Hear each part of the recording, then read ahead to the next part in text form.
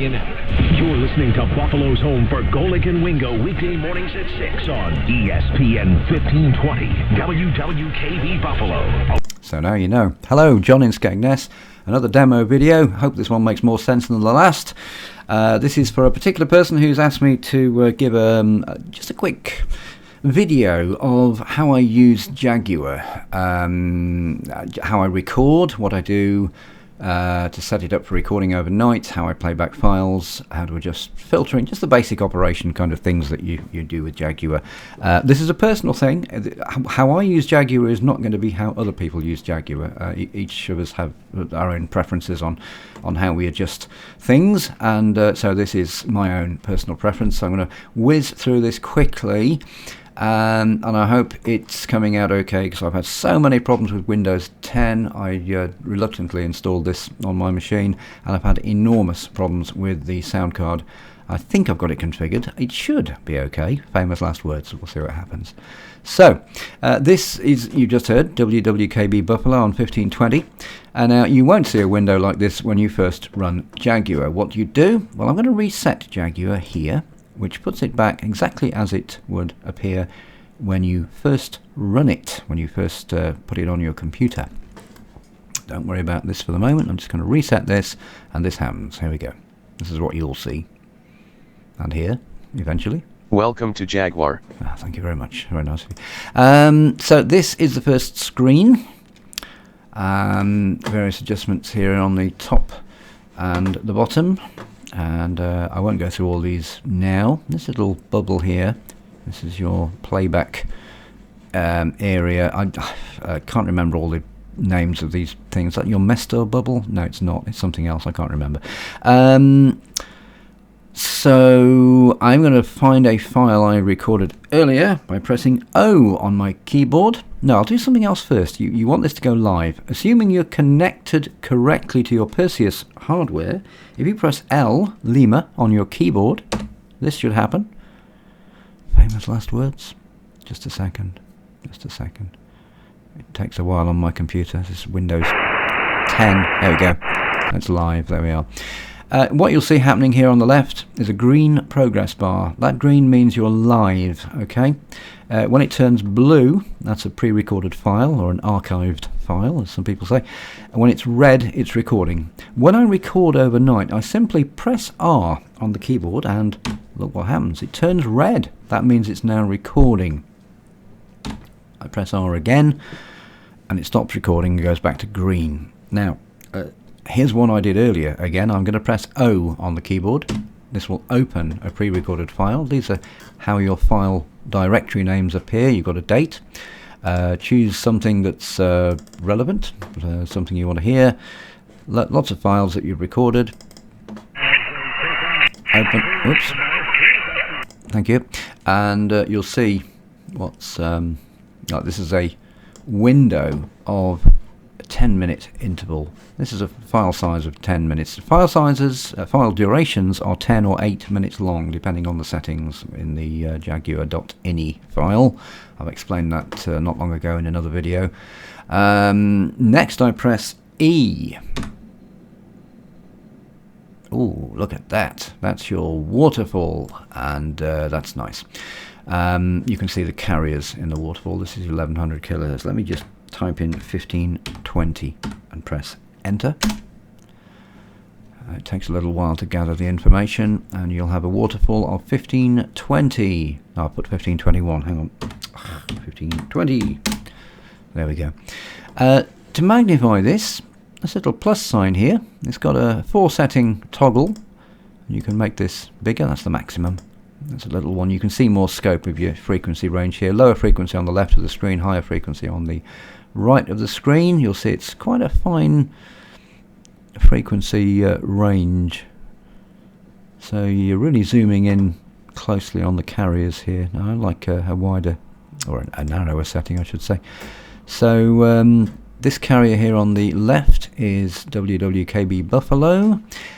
I know that should be further over here on the left. Now if you have an accurate reference frequency, I tend to use 1242, which is, hang on a moment. That's my local Absolute radio transmitter just up the road. And you'll see the carrier there. As I understand it, that is spot on frequency. Reasonably accurate, and it can be used as a guide. So if I press K, calibrate, not C, but K, enter, that now centers to the middle of this little area here, which means, in theory, that your Perseus receiver is now accurately calibrated for carrier measurement in this sort of area of the medium wave band. Generally, you'll need to calibrate with other known frequencies with zero offset, really accurately tuned carriers, if you know of any, to act as a reference if you're going to be doing carrier measuring. So let's go back to 1520 again. Let's set the filtering up. There are various setting up bits that I do. This little cog here is your settings. You've got lots of options here for settings. I will click on transparent here for, you'll see, hang on, notch on. There we go. Notice I just put the notch filter on there.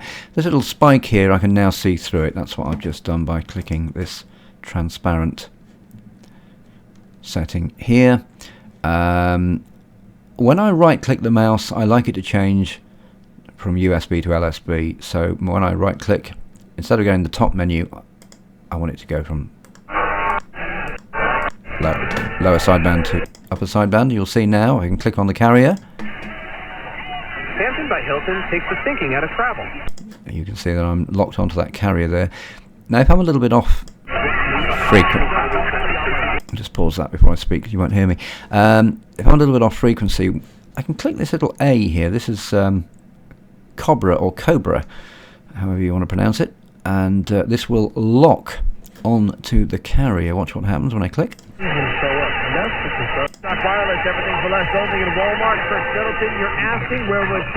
If you click again, you'll get a red marker.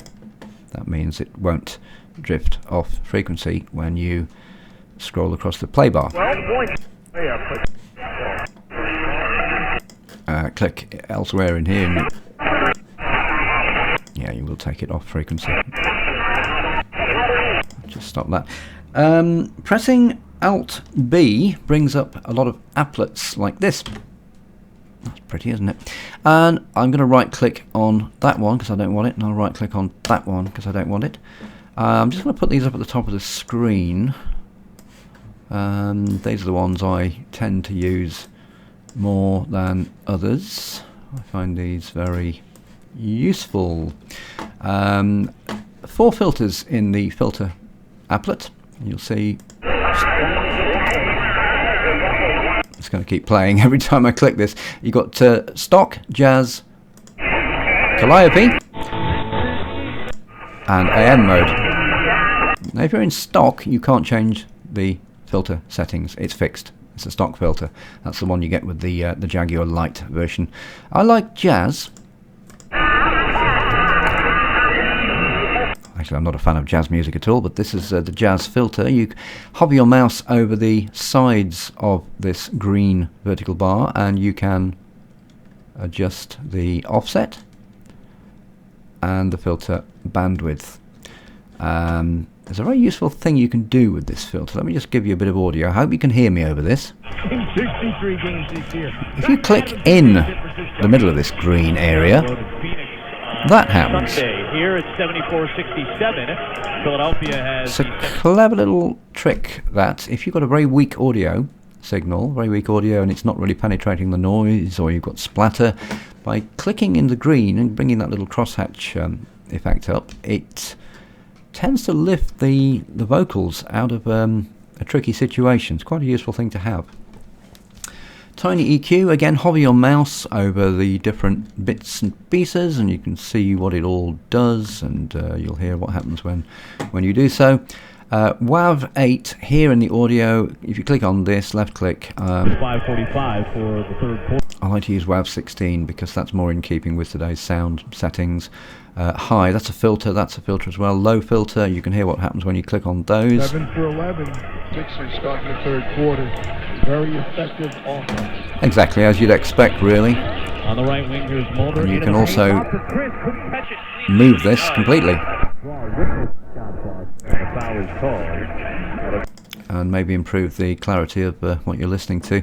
That is more or less what I would suggest to try as a quick startup routine.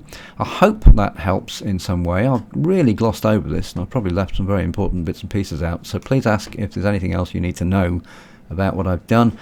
Contrast here, by the way, it's you see what happens when you rotate your scroll wheel. You can increase the intensity of the carriers, and it might bring some weaker carriers into visibility.